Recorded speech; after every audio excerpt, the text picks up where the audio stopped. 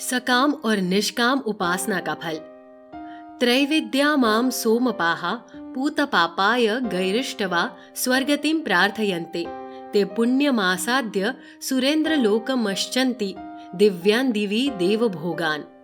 भावार्थ, तीनों वेदों में विधान किए हुए सकाम कर्मों को करने वाले, सोम रस को पीने वाले पाप रहित पुरुष मुझको यज्ञों के द्वारा पूछकर स्वर्ग की प्राप्ति चाहते हैं।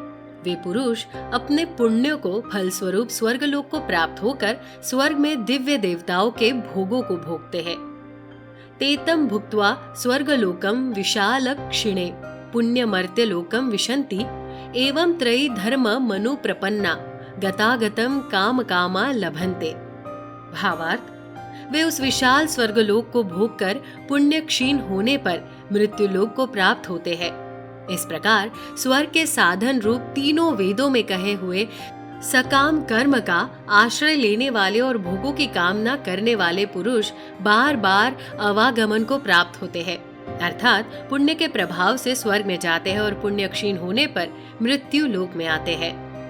अनन्याश्चिन्तयन्तो माम ये जनाः पर्युपासते तेषां नित्याभियुक्तानां योगक्षेमं वहाम्यहम्। भावार्थ, जो अनन्य प्रेमी भक्तजन मुझ परमेश्वर को निरंतर चिंतन करते हुए निष्काम भाव से भजते हैं, उन नित्य निरंतर मेरा चिंतन करने वाले पुरुषों का योगक्षेम मैं स्वयं प्राप्त कर देता हूँ। ये पिन्न देवता भक्ता यजन्ते श्रद्धाया विन्ताः तेपि मामेव कौन्तेय यजन्त्य विधि पूर्वकम। भावार्थ, हे अर्जुन, यद्यपि श्रद्धा से युक्त जो सकाम भक्त दूसरे देवताओं को पूजते हैं, वे भी मुझको ही पूजते हैं, किंतु उनका वो पूजन अविधि पूर्वक अर्थात अज्ञान पूर्वक है।